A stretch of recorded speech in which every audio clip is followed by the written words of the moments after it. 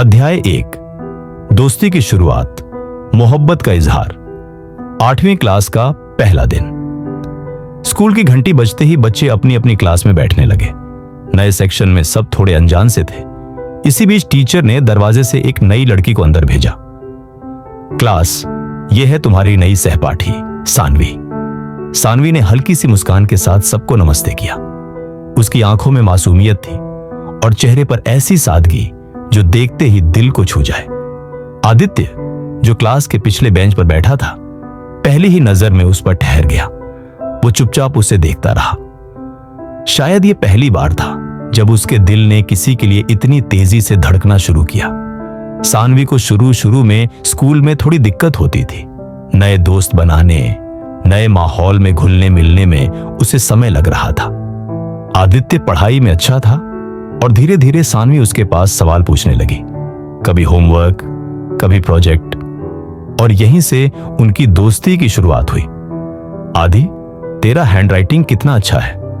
अरे छोड़, इतना भी अच्छा नहीं है। नहीं, सच में तू मेरी कॉपी भर देगा तो पक्का टीचर मुझे टॉपर समझ लेंगी। सानवी की यह बात सुनकर आदित्य हंस देता, मगर अंदर ही अंदर उसे अच्छा लगता। दोनों की दोस्ती गहराती चली गई।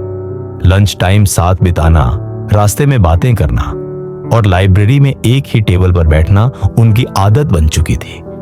आदित्य को एहसास हो चुका था कि वो सानवी को सिर्फ दोस्त नहीं मानता। वो हर रोज उसके साथ बिताए लम्हों को अपने दिल में सहेजता। कभी सानवी हंसकर उसे देख ले तो दिन बन जाता, कभी किसी और से ज्यादा बातें कर ले तो मन बुझ सा जाता। 8वीं से 9वीं क्लास तक उनकी दोस्ती और मजबूत हो गई। पर आदित्य के दिल में एक डर बैठ गया था। क्या हो अगर मैंने अपने दिल की बात कही और हमारी दोस्ती ही टूट गई। 9वीं क्लास के बीच में ही स्कूल में एक नया छात्र आया, अयान। लंबा, स्मार्ट, कॉन्फिडेंट और बेहद खुला खुला स्वभाव। उसने जल्दी ही सबको अपना दोस्त बना लिया। खेलों में उसका हाथ तंग था, लेकिन पढ़ाई और डिबेट में अच्छा था। सानवी और अयान भी अच्छे दोस्त बन गए। दोनों का हंसी मजाक क्लास की चर्चाओं का हिस्सा बन जाता। आदित्य अक्सर दूर से देखता और चुप हो जाता। उसके दिल में हल्की सी टीस उठती, पर वो खामोश रहता। 10वीं की शुरुआत और पहली मोहब्बत का इजहार समय गुजरते गुजरते अब 10वीं क्लास शुरू हो गई थी। बोर्ड परीक्षा का दबाव था, लेकिन आदित्य के दिल पर एक और बोझ था। उसका दिल अब और चुप नहीं रह पा रहा था। कई रातों तक वो डायरी में लिखता रहा, मुझे उसे बता देना चाहिए, चाहे जो हो, मैं और नहीं सह सकता। आखिरकार एक दिन उसने हिम्मत जुटाई।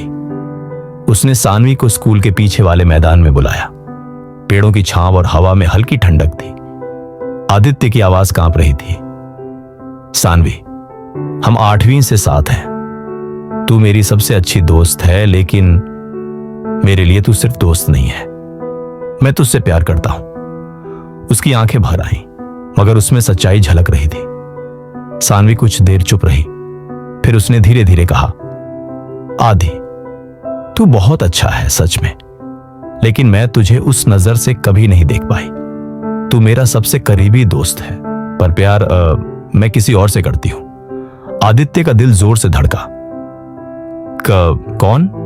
सानवी ने नजरें झुका ली और धीरे से कहा, अयान। यह सुनकर आदित्य के पैरों तले जमीन खिसक गई। वो वही डर था जो पिछले 2 सालों से उसके दिल में पल रहा था, आज हकीकत बनकर सामने खड़ा था। वो जबरदस्ती मुस्कुराया और बोला, ओह अच्छा, कोई बात नहीं, तू खुश है ना, बस वही काफी है। वो वहां से चला गया, लेकिन उसकी मुस्कुराहट के पीछे उसका दिल टूटकर बिखर चुका था।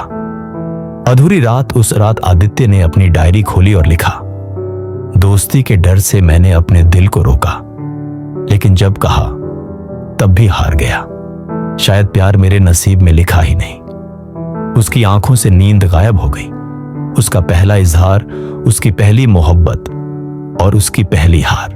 अध्याय 2 मोहब्बत के साए और टूटे सपने। सानवी के मुंह से अयान का नाम सुनने के बाद आदित्य की दुनिया जैसे थम गई थी। वो बाहर से शांत था, लेकिन भीतर तूफान मच रहा था। हर दिन स्कूल जाता, मगर अब पहले जैसी हंसी उसके चेहरे पर नहीं रहती। सानवी अब भी उससे वैसे ही बात करती, जैसे एक दोस्त से करती है। मगर आदित्य की आंखें हर बार सवाल करती, क्यों मैं नहीं, क्यों हमेशा मैं ही अधूरा रह जाता हूं। सानवी और अयान की नजदीकियां समय गुजरता गया। सानवी और अयान की दोस्ती अब मोहब्बत में बदल रही थी। क्लास में दोनों एक दूसरे के पास बैठते, ग्रुप प्रोजेक्ट्स में साथ रहते और लंच टाइम भी अक्सर साथ बिताते। पूरा स्कूल जानता था कि दोनों एक दूसरे को पसंद करते हैं। कभी कभी तो उनके दोस्त मजाक में कह देते, भाई ये दोनों तो पक्का शादी करेंगे। अयान हंस देता और सानवी लाल हो जाती। आदित्य ये सब सुनकर चुप रहता। उसके लिए यह मजाक नहीं बल्कि तीर थे जो सीधे उसके दिल में चुभते थे। लेकिन वो इतना कमजोर नहीं था कि सानवी के सामने अपनी तकलीफ जाहिर कर दे। उसने अपने आंसू छिपाने की कला सीख ली थी। 10वीं की बोर्ड परीक्षा खत्म हुई। किसी के चेहरे पर कॉलेज के सपनों की चमक थी तो किसी पर करियर की चिंता। सानवी और अयान ने साइंस स्ट्रीम चुना और आदित्य ने भी वही लिया। तीनों अब भी एक ही स्कूल में थे, लेकिन अब माहौल बदल गया था। आदित्य और सानवी की बातें अब कम हो गईं। सानवी और अयान अक्सर साथ दिखाई देते। कॉरिडोर में उनकी हंसी गूंजती और आदित्य का दिल हर बार एक टुकड़ा और गिरा देता। कॉलेज और प्यार का इजहार 12वीं के बाद सानवी और अयान ने एक ही कॉलेज चुना। वहां अयान ने सबके सामने सानवी को प्रपोज किया। गुलाबों से भरी टेबल, दोस्तों की तालियां और एक घुटनों पर बैठा अयान। सानवी ने मुस्कुराते हुए हां कहा और सब ताली बजाने लगे। आदित्य दूर से खड़ा यह सब देख रहा था। उसकी आंखें भीग गईं, मगर उसने चुपचाप अपने आंसू पोंछे और वहां से चला गया। शादी की घड़ी कुछ सालों बाद जब पढ़ाई पूरी हुई तो अयान ने अपने परिवार से सानवी की शादी की बात की। थोड़ी रुकावटें आईं, लेकिन आखिरकार दोनों की शादी तय हो गई। शादी के दिन पूरा हॉल जगमगा रहा था। सानवी लाल जोड़े में बेहद खूबसूरत लग रही थी। अयान की आंखों में गर्व और खुशी थी। भीड़ में कहीं कोने में खड़ा आदित्य सब देख रहा था। वह मुस्कुराने की कोशिश कर रहा था, लेकिन उसका दिल रो रहा था। उसे लग रहा था जैसे उसकी जिंदगी की आखिरी उम्मीद भी आज टूट गई। अदृश्य कैद आदित्य का अकेलापन। शादी के बाद सानवी अपनी नई दुनिया में खो गई। वो और अयान अपने छोटे से घर में खुशहाल जिंदगी जीने लगे। कुछ सालों में उनके घर एक बच्ची की किलकारी गूंज उठी। सानवी मां बन चुकी थी और उसकी दुनिया अब अयान और बच्ची के इर्द गिर्द घूमने लगी। दूसरी तरफ आदित्य, उसकी जिंदगी खालीपन में बदल चुकी थी। कॉलेज खत्म होने के बाद उसने नौकरी तो ढूंढ ली, लेकिन उसका मन कहीं नहीं लगता था। ऑफिस में सब उसे सीरियस और चुपचाप लड़का कहते। कोई नहीं जानता था कि उसकी खामोशी के पीछे कितना गहरा दर्द छुपा है। रातों को वो अकेले छत पर बैठा आसमान देखता और खुद से कहता, शायद मेरी मोहब्बत अधूरी ही रहनी थी। मैंने सानवी को खो दिया और खुद को भी। धीरे धीरे वह डिप्रेशन में डूबने लगा। उसे दोस्तों से मिलना अच्छा नहीं लगता था। डायरी में वो हर रात लिखता, आज फिर सानवी की याद आई। काश उस दिन उसने इनकार न किया होता। दुनिया एक तरफ, दर्द एक तरफ, समय गुजरता रहा। सानवी और अयान की जिंदगी में उतार चढ़ाव आते रहे, लेकिन उनका रिश्ता बाहर से परफेक्ट दिखता था। आदित्य सब देखता, सुनता और अंदर ही अंदर टूटता जाता। कभी हिम्मत करता सानवी से मिलने की, लेकिन उसके सामने आते ही उसकी जबान साथ नहीं देती। उसकी मोहब्बत अब एक बोझ बन चुकी थी, एक ऐसा बोझ जो उसे हर दिन और गहरे अंधेरे में धकेल रहा था। अध्याय 3, टूटे हुए रिश्ते और नया मोड़। शादी के कुछ साल बाद सानवी और अयान की जिंदगी मानो किसी सपनों के महल जैसी थी। उनके घर में नन्ही परी आर्या की किलकारी गूंज रही थी। सानवी मां बनने के बाद और भी निखर गई थी। उसका हर दिन अब आर्या की हंसी, उसके खेल और उसके मासूम सवालों में बीतने लगा। सानवी को लगता था कि उसके पास सब कुछ है, एक प्यारा पति, एक बच्ची और एक परिवार, लेकिन जिंदगी कभी वैसी नहीं होती जैसी दिखती है। धीरे धीरे अयान का व्यवहार बदलने लगा। अब वह देर रात घर आता, फोन पर घंटों किसी से बातें करता और सानवी से चिढ़कर जवाब देने लगा। सानवी ने शुरुआत में सोचा कि यह काम का तनाव है, लेकिन दिन ब दिन अयान उससे दूर होता जा रहा था। कभी वह बहाना बनाता, ऑफिस का प्रोजेक्ट है, मीटिंग है, क्लाइंट डिनर है। सानवी के मन में शक उठने लगा। वो अक्सर उसकी आंखों में झांकती, पर अब वहां प्यार की जगह अजनबीपन था। एक रात सानवी ने हिम्मत करके अयान का फोन देखा। उसकी उंगलियां कांप रही थी। फोन में मैसेज खुले और सानवी का दिल जैसे थम गया। बेबी, आज बहुत अच्छा टाइम था, तुमसे मिलकर सुकून मिला, कल भी मिल सकते हैं। सानवी के हाथ से फोन गिर पड़ा।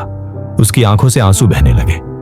जिस इंसान पर उसने आंख बंद करके भरोसा किया था, वही उसका सबसे बड़ा धोखेबाज निकला। उस रात सानवी ने रोते रोते पूरी रात काट दी।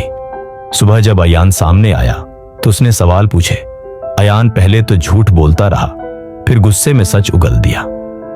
हां, मैं किसी और को चाहता हूं, तुम्हारे साथ रहकर मैं घुटता हूं, मुझे अपनी जिंदगी चाहिए, समझी? ये शब्द सानवी के दिल में तीर की तरह चुभे। वो टूटकर जमीन पर बैठ गई। आर्या की हंसी भी उस दिन उसके कानों में शोर लग रही थी। दिन बीतते गए। सानवी ने लाख कोशिश की, लेकिन अयान का रवैया और बेरहम होता गया। वो कई कई रातें घर नहीं आता। सानवी अकेली बच्ची को संभालती, आंसुओं में डूबकर सो जाती।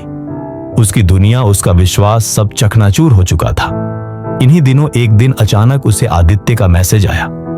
सानवी, बहुत दिन हो गए, कैसी हो तुम? सानवी ने पहले जवाब नहीं दिया, पर कुछ दिनों बाद जब दिल का बोझ सहा न गया तो उसने रिप्लाई कर दिया। धीरे धीरे दोनों की बातें शुरू हुई। आदित्य अब भी वही था, शांत, समझदार और बेहद केयरिंग। वो सानवी की आवाज सुनते ही समझ जाता कि वह रोई है। सानवी, तुम अब भी वही हो, बस जिंदगी ने तुम्हें थका दिया है। तुम्हें किसी की जरूरत है जो तुम्हें संभाल सके। सानवी की आंखें फिर भीग गईं। कितने सालों बाद किसी ने उसकी हालत को समझा था। एक तरफ था अयान का धोखा और बेरुखी, दूसरी तरफ था आदित्य, जो बरसों से चुपचाप उसे चाहता आया था। सानवी का दिल कहता, काश मैंने उस वक्त आदित्य को ठुकराया ना होता। पर दिमाग कहता, क्या अब इस उम्र में नए रिश्ते की शुरुआत कर पाऊंगी? रात को आईने में खुद को देखती और बुदबुदाती, क्या मैं अब भी किसी की मोहब्बत की हकदार हूं? अध्याय 5। टकराव। सानवी और आदित्य की जिंदगी जैसे एक नई राह पर बढ़ने लगी थी। सानवी पहली बार सालों बाद थोड़ा सुकून महसूस कर रही थी। वह अकेली नहीं थी। उसके पास अब आदित्य था, जो हर वक्त उसके साथ खड़ा था। आदित्य सानवी के बच्चे से भी जुड़ने की कोशिश कर रहा था। वह अक्सर उसे पार्क में ले जाता, खेल खिलाता और उसकी छोटी छोटी बातें ध्यान से सुनता। बच्चा भी आदित्य से घुलने मिलने लगा। सानवी का दिल कहता था, शायद अब जिंदगी बदल सकती है, लेकिन किस्मत ने अभी और इम्तिहान बाकी रखे थे। एक रात अचानक अयान घर आया। उसके चेहरे पर गुस्सा साफ झलक रहा था। सानवी, मुझे सब पता चल गया है, अयान चीखा। सानवी घबरा गई। क्या मतलब? अयान ने मेज पर अपना फोन पटक दिया। मतलब ये कि तुम और आदित्य साथ घूम रहे हो? तुमने मुझे धोखा दिया है सानवी। सानवी की आंखों में आंसू आ गए। उसने कांपते स्वर में कहा, धोखा? अयान, धोखा तो तुमने दिया था। मैंने कभी तुम्हें छोड़ना नहीं चाहा, पर तुमने ही मुझे तोड़ा। उसी वक्त दरवाजे पर दस्तक हुई। आदित्य आया था, सानवी और बच्चे को पार्क ले जाने के लिए। जैसे ही उसने अंदर कदम रखा, अयान ने उसकी कॉलर पकड़ ली। तू बीच में क्यों आया? सानवी मेरी पत्नी है, समझा? आदित्य ने उसका हाथ झटक दिया और दृढ़ आवाज में बोला, अगर पत्नी की कद्र करते तो धोखा क्यों देते?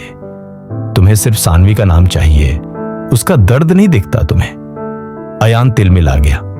चुप रह, तू तो हमेशा से पीछे पड़ा था, स्कूल से ही। याद है, तूने प्रपोज किया था इसे और इसने ठुकरा दिया था। सानवी मेरी है, समझा? सानवी अब और चुप नहीं रह सकी। उसने जोर से कहा, बस करो अयान। हां, आदित्य ने मुझे स्कूल में प्रपोज किया था और मैंने उसे ठुकरा दिया था, लेकिन आज मैं जानती हूं कि उस ठुकराने में मैंने अपनी सबसे बड़ी गलती कर दी थी, क्योंकि सच्चा प्यार आदित्य जैसा होता है, न कि तुम्हारे जैसा धोखा। सानवी की आंखों में आंसू थे, लेकिन उसकी आवाज में सख्ती थी। अयान कुछ पल के लिए चुप हो गया। उसने कभी सोचा ही नहीं था कि सानवी उसके खिलाफ खड़ी हो जाएगी। अयान ने गुस्से से कहा, ठीक है, अगर तुम आदित्य के साथ रहना चाहती हो तो रहो, लेकिन याद रखना मैं अपने बच्चे को कभी तुमसे छीन सकता हूं, क्योंकि वो मेरा भी है। सानवी का दिल कांप उठा। उसकी सबसे बड़ी कमजोरी उसका बच्चा ही था। वह डर और दुविधा में डूब गई। आदित्य ने उसके कंधे पर हाथ रखा और कहा, सानवी, डरो मत, मैं हूं ना, कोई तुम्हें और तुम्हारे बच्चे को तुमसे अलग नहीं कर सकता। सानवी ने पहली बार महसूस किया कि उसे सच में कोई सहारा मिल गया है। कमरे में खामोशी छा गई। अयान गुस्से से बाहर निकल गया, दरवाजा पटकते हुए। सानवी कांपते हुए आदित्य से लिपट गई। आदित्य ने उसके आंसू पोंछते हुए कहा, अब चाहे जो हो जाए, मैं तुम्हारे साथ खड़ा रहूंगा। सानवी ने उसकी बाहों में सिर छुपा लिया। उसके दिल में डर भी था और सुकून भी, पर एक बात तय थी, अब जिंदगी एक बड़ी जंग की तरफ बढ़ रही थी। अध्याय 6। नई सुबह अयान की धमकी ने सानवी की जिंदगी में तूफान खड़ा कर दिया था। वह रात भर सो नहीं पाई। बार बार उसे यही डर सताता रहा, अगर अयान सच में बच्चे को मुझसे छीन ले गया तो। आदित्य उसके पास बैठा रहा। उसने धीरे से उसका हाथ पकड़ा और कहा, सानवी, तुम्हें डरने की जरूरत नहीं, तुम मां हो और मां से बढ़कर कोई रिश्ता नहीं होता। मैं हर लड़ाई में तुम्हारे साथ खड़ा रहूंगा। सानवी की आंखों में आंसू आ गए, पर इस बार ये आंसू डर के नहीं बल्कि सुकून के थे। कुछ ही हफ्तों में अयान ने वाकई कोर्ट में केस डाल दिया। वह दावा करता था कि बच्चे की परवरिश सिर्फ उसी का अधिकार है। कोर्ट में दोनों पक्षों की सुनवाई हुई। अयान ने सानवी पर आरोप लगाए, ये मुझे छोड़कर किसी और के साथ रह रही है, ऐसी औरत बच्चे की देखभाल नहीं कर सकती। सानवी की आंखों में आंसू भर आए, पर आदित्य ने उसका हाथ थामकर हिम्मत दी। सानवी ने कांपती आवाज में कहा, मेरी एक ही गलती है कि मैंने उस इंसान पर भरोसा किया जिसने मुझे धोखा दिया, पर मैं मां हूं और अपने बच्चे को अपनी जिंदगी से भी ज्यादा चाहती हूं। अगर मां का दिल देखना हो तो मेरे बच्चे से पूछ लीजिए। जज ने बच्चे से पूछा, बेटा, तुम किसके साथ रहना चाहते हो? छोटा सा बच्चा मासूमियत से बोला, मैं मम्मा के साथ रहना चाहता हूं और अंकल आदित्य के साथ भी, वो मुझे बहुत प्यार करते हैं। कोर्टरूम में सन्नाटा छा गया। अयान का चेहरा उतर गया। सानवी की आंखों से आंसू बह निकले। जज ने आदेश दिया, बच्चा अपनी मां सानवी के पास ही रहेगा, पिता को केवल मुलाकात का अधिकार दिया जाता है। सानवी ने राहत की सांस ली। उसने बच्चे को कसकर गले लगा लिया। अयान बाहर आया तो उसने आदित्य को घूरा, तू जीत गया, लेकिन याद रखना यह कहानी यहीं खत्म नहीं हुई। आदित्य शांत स्वर में बोला, जीत या हार की बात नहीं है अयान, ये कहानी मोहब्बत और जिम्मेदारी की है। तुमने धोखा दिया, मैंने निभाया, फर्क बस इतना ही है। अयान गुस्से में चला गया।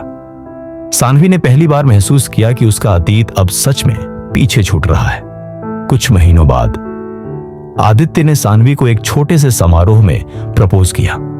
उसने घुटनों पर बैठकर कहा, सानवी, मैंने तुम्हें पहली बार 10वीं में प्रपोज किया था और तुमने ठुकरा दिया था। उस दिन मैंने सपना देखा था कि एक दिन तुम मेरी होगी। आज वो सपना अधूरा नहीं रहना चाहिए। क्या तुम मेरी जिंदगी का हिस्सा बनोगी हमेशा के लिए? सानवी की आंखें भर आईं। उसने रोते रोते कहा, हां आदित्य, आज मुझे एहसास हुआ कि असली प्यार वही है जो हर तूफान में भी साथ खड़ा रहे। तुम मेरी जिंदगी की सबसे बड़ी ताकत हो। आदित्य ने उसकी उंगली में अंगूठी पहनाई। भीड़ तालियों से गूंज उठी। सानवी का बच्चा भी खुशी से चिल्लाया, अब मेरे पास पापा भी हैं। सानवी और आदित्य की शादी हो गई। धीरे धीरे सानवी का डर खत्म होने लगा। आदित्य ने न सिर्फ उसे प्यार दिया, बल्कि उसके अतीत के सारे घाव भी भर दिए। जिंदगी की मुश्किल राहें अब आसान लगने लगी। सानवी अक्सर आदित्य की आंखों में देखती और सोचती, काश मैंने स्कूल में ही इसे हां कर दी होती। लेकिन फिर वह मुस्कुरा देती, क्योंकि देर से सही पर उसकी मोहब्बत अब मुकम्मल हो चुकी थी। सानवी, आदित्य और बच्चा तीनों मिलकर एक नई सुबह की शुरुआत करते हैं। अधूरी मोहब्बत अब पूरी हो चुकी थी।